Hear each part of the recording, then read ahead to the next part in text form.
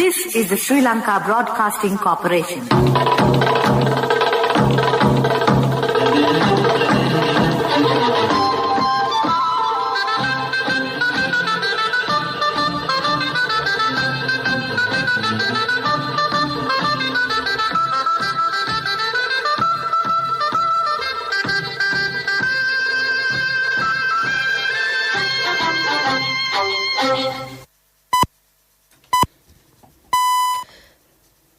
(6:45). This is the Sri Lanka Broadcasting Corporation.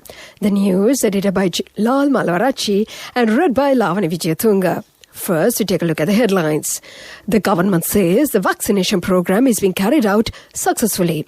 The Prime Minister orders to pay the 5,000 rupee allowance to all fishermen families who have been affected by the ship fire. The total number of confirmed COVID cases in the country exceeds 221,000. Sri Lanka Potujana Peramuna says that the Minister of Energy is responsible for the increase in fuel prices.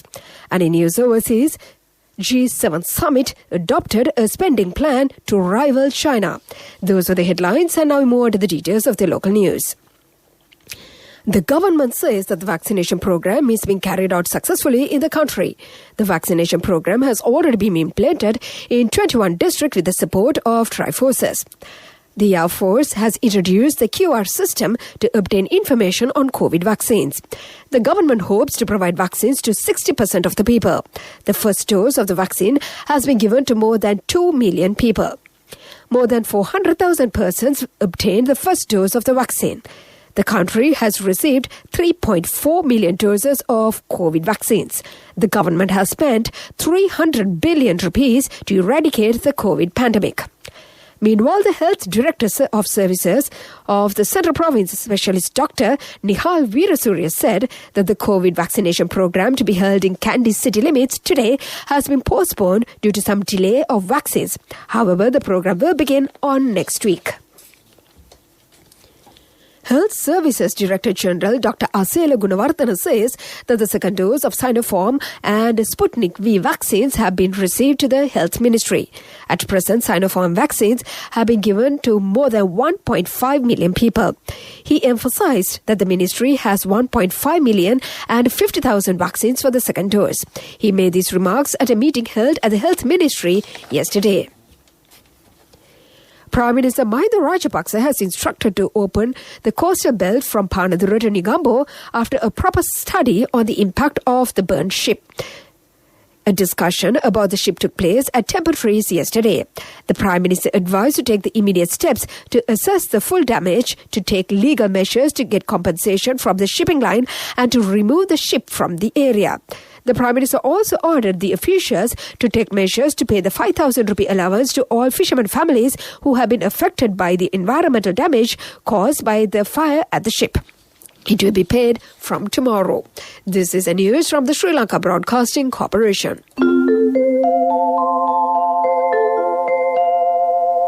Scan the Lanka QR code and make your payments with People's Pay mobile payment app from People's Bank.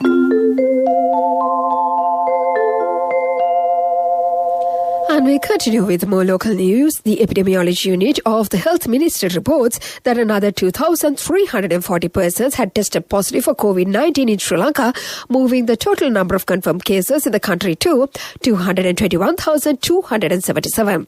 As many as 186,516 recoveries and 2,073 deaths have been confirmed in Sri Lanka since the outbreak of the pandemic. The Epidemiology Unit's data showed that 32,688 active cases are currently under medical care. Sri Lanka Potujana Peramuna says that the Minister of Energy is responsible for the increase in fuel prices. Issuing a statement, the General Secretary of the SLBC, MP Sagar Karivasam, said that the subject minister must take the complete responsibility for pushing the people into more difficulties with a fuel price hike amidst the COVID-19 pandemic. The statement reads that the government has been put into difficult position of increasing the fuel prices by the subject minister due to his failure to take necessary decisions by realizing that such a situation could arise. Minister Karyavasam said that they have had suspicion as to whether this situation was created with the purpose to create displeasure among the public regarding the leaders who are committed to develop the country amidst various challenges. Thereby, the subject minister is directly responsible for this situation. And to conclude the local news, the headlines once again. The government says the vaccination program is being carried out successfully. The Prime Minister orders to pay the 5,000 rupee allowance to all fishermen families who have been affected by the ship fire. The total number of COVID-confirmed cases in the country exceeds 221,000. Sri Lanka Podujana Peramuna says that the Minister of Energy is responsible for the increase of fuel prices. And that was the local news. Nobody tells time like this. So why do you still pay with cash when you have People's Pay mobile app from People's Bank? Scan the Lanka QR code and make your payments with People's Pay mobile payment app from People's Bank. The main news story is brought to you by Siddhalepa Vedamahatmya. The main news story for this morning, all dedicated economic centres across the country are operating today as well amidst current travel restrictions. Thereby, the wholesale trade activities have been allowed at dedicated economic centres in Dambulla, Nuwara Eliya, Narayanpita, Ratmalana, Piliyandala, Tambutegama, Valisara, Veyangoda, Navalapitiya, Meegoda and Kapatipola to continue today. Essential and several other services have also been permitted during the travel restricted period. Accordingly, apparel factories, major construction sites, weekly villages, that's Satipola, agricultural and organic fertilizer production activities are allowed to function under health guidelines. And that was the main news story. The main news story was brought to you by Siddhalepa Vedamahatmya. And we move on to Watchlight. The government has taken measures to provide telecom and mobile internet facilities under the end of existing travel restrictions into the country. The Ministry of Education announces that companies will not be disconnecting the facilities given to school children. This decision was taken on the request made by the Education Minister as the State Minister of Digital Technology. That came to you in Watchlight, and now we move on to the world news. G7 summit adopted a spending plan on rival China. For Afghan leaders sentenced to 10 years in jail for migrant campfire. Israel top spy reveals Mossad operations against Iran. Those were the headlines, and now we move on to the details of the world news. G7 leaders seeking to rival China have adopted a plan to support lower and middle-income countries in building better infrastructure. President Joe Biden said he wanted the US-backed Build Back Better World plan to be higher quality alternative to a similar Chinese program. China's Belt and Road Initiative has helped finance trains, roads and ports in many countries, but it has been criticized for saddling some with debt. A Greek court has sentenced 4 young Afghan asylum seekers to 10 years in jail after they were charged with starting fires that destroyed Europe's largest migrant camp last year. Defense lawyers said the men who detained the accusations were found guilty of intentional arson. The defense described the trial as unfair. The destruction of the overcrowded Moria camp on the Isle of Lesbos left nearly 13,000 people without a shelter. The outgoing head of the Israeli spy agency Mossad has given a revolutionary interview about the country's operations against Iran. Yossi Cohen gave details about the theft of Iran's nuclear archive. The warehouse raid in the year 2018 ferried tens of thousands of documents out of the country to Israel. He also hinted at Israel's involvement in the destruction of Iran's nuclear facility at Nadsat and the assassination of a nuclear scientist. And to conclude the world news, the headlines once again. G7 summit adopted a spending plan to rival China. 4 Afghan sentenced to 10 years in jail for Moria migrant campfire. Israel top spy reveals Mossad operations against Iran. That was the world news, and now we move on to development news. Director of Health Ministry's project on empowering primary health services, Dr. Jayasundara Bandara, says that a decision has been taken to set up oxygen production facilities at 15 hospitals. 1.3 billion rupees will be spent on the project, which will be implemented with the assistance of the World Bank and the Asian Development Bank. With that, we move on to sports news. England faces defeat in the series decider against New Zealand after another insipid batting performance on the third day of the second test. Joe Root's side crumbled to 112 for 9 under glorious sunshine at Edgbaston only 37 runs ahead. England had batted their way into the contest on an entertaining day, taking the final 7 New Zealand wickets for 96 runs to dismiss them for 388. Paced with a first innings deficit of 85, the hosts had the opportunity to set a challenging fourth innings chase, only for their top order to disintegrate. In the face of some superb New Zealand bowling, England found themselves 30 for the loss of 3 wickets and 76 for the loss of 7, and eventually needed a stand of 44 runs between Oily Stone and Mark Wood to drag the game into the 4th day. Still barring something utterly remarkable, yesterday England will go down for their first-time series defeat in 7 years. That was the sports news, business news coming up. Contributory deposit of ₹1,000 from NSB when your child enters grade 1.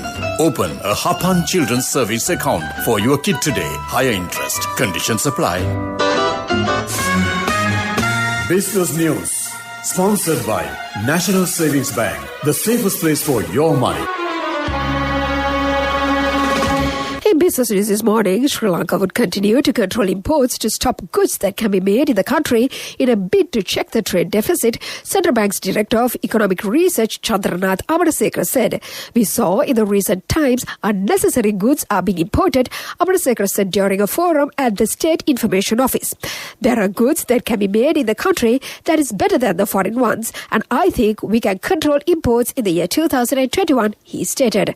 That was the business news, and economic news follows. Business News. Sponsored by National Savings Bank. The safest place for your money.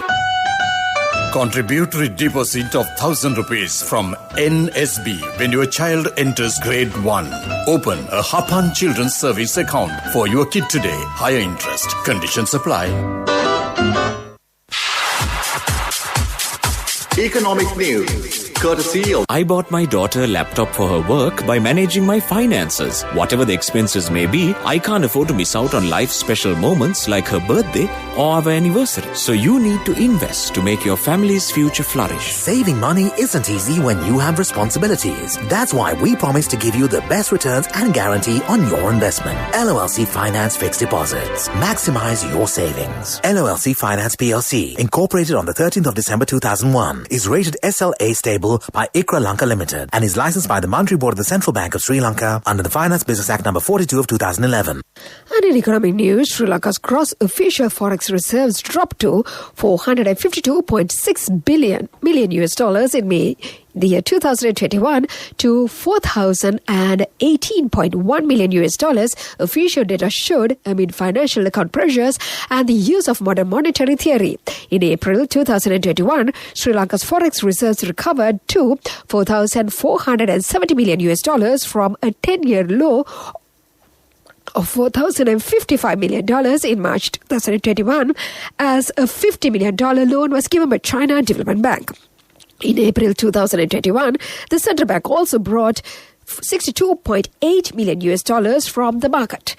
That was the economic news and the weather report to conclude. Saving money isn't easy when you have responsibility. That's why we promise to give you the best returns and guarantee on your investment. LOLC Finance Fixed Deposits. Maximize your savings. LOLC Finance PLC, incorporated on the 13th of December 2001, is rated SLA stable by ICRA Lanka Limited and is licensed by the Monetary Board of the Central Bank of Sri Lanka under the Finance Business Act number 42 of 2011. Weather report was sponsored by Dialogue, in partnership with the Ministry of Education, introduces Nanasa, a trilingual educational mobile app with video-based lessons for grade 1 to A-levels. Now your child can study with ease on your mobile with no subscription fee. And finally, the weather report. The Met Department says showers or thunder showers will occur at times in the western, Sabarakamuwa, central and northwestern provinces and in the Galle and Mathura districts. Fairly heavy falls, about 35 millimeters, can be expected at some places in the Sabarakamuwa province and in the Galle, Mathura, Nuwara Eliya and Kandy districts. Showers or thunder showers may occur at a few places in the Uva province and in the Batikalo and Ampara district during the evening or night. Wind speed will be around 40 kilometers per hour in the western slopes of the Central Hills, northern, north central and northwestern provinces and in the Hambantota and Trincomalee districts. And that was the weather report. Weather report was sponsored by Dialogue, in partnership with the Ministry of Education, introduces Nanasa, a trilingual educational mobile app with video-based lessons for grade 1 to A-levels. Now your child can study with ease on your mobile with no subscription fee. And before we conclude this bulletin of news, let's get back to the headlines once again. The government says the vaccination program is being carried out successfully. The Prime Minister orders to pay 5,000 rupee allowance to all fishermen families who have been affected by the ship fire. The total number of COVID confirmed cases in the country exceeds 221,000. Sri Lanka Position Peramuna says that the Minister of Energy is responsible for the increase in fuel prices. And in news overseas, G7 summit adopted a spending plan to rival China. And with that, we conclude this bulletin of news.